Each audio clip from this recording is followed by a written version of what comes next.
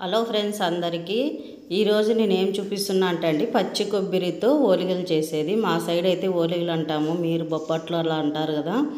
ఇలా పచ్చి కొబ్బరి వచ్చేసి చిన్నగా కట్ చేసుకొని ఇలా కట్ చేసుకున్న తర్వాత ఇలా మిక్సీ పట్టుకోవాలండి. ఇలా మిక్సీ పట్టిన తర్వాత ఇలా బెల్లం మనకి ఒక కప్పుకి ఒక కప్పు బెల్లం తీసుకోవాలండి. ఆ బెల్లం వచ్చేసి ఇలా లైట్గా పాకు పట్టుకోవాలి. మనము లైట్గా ఉడికిన తర్వాత అయిపోతుంది, అదే పాకలాగా వచ్చేస్తుందండి.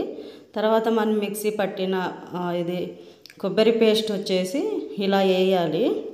వేసిన తర్వాత అది బాగా కలిపేటట్లా చేయాలండి. పాకును కొబ్బరి అంతాను కలిసిన తర్వాత ఇలా గట్టిగా అయ్యేంత వరకు 10-15 నిమిషాలు ఉడికినివ్వాలండి.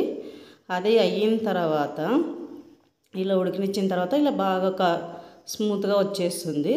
తర్వాత మైదా పిండి, మనము ఓలిగలు అన్నాం కదా, అందుకే మైదా పిండితో చేస్తున్నా అండి.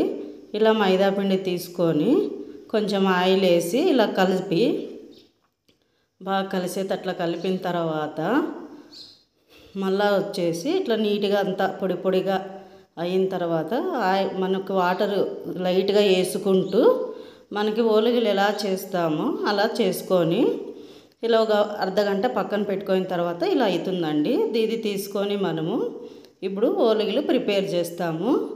ఇలా మనము మామూలుగా ఓలిగ ఎలా చేస్తామో అలా కొంచెం ఓలిగ పిండి తీసుకొని తర్వాత బొబ్బట్లకి అదే కొబ్బరి పేస్ట్ తీసుకొని రెండు కలిపి చేస్తామండి.